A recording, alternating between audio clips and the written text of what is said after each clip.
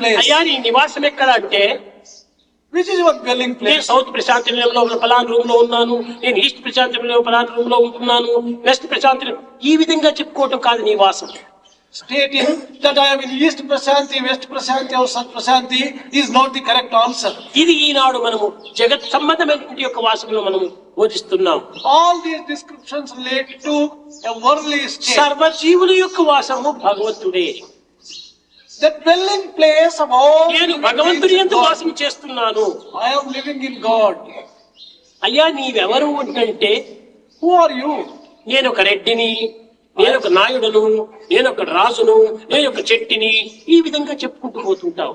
One person says, I am a Reddy, I am a Naidu, I am a Raju, I am a Setti.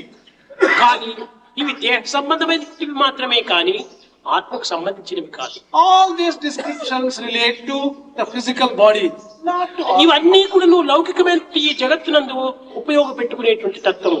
All these statements are applicable to the world and worldly knowledge. నీవు రాజు కాదు, You are not నీవు Raju. Naidu కాదు, You are not నీవు Naidu. Reddy కాదు, నీవు శెట్టి కాదు, You are not Reddy, you are not నీవు Setti. ఆత్మస్వరూపుడవు. You are the very embodiment of Atma.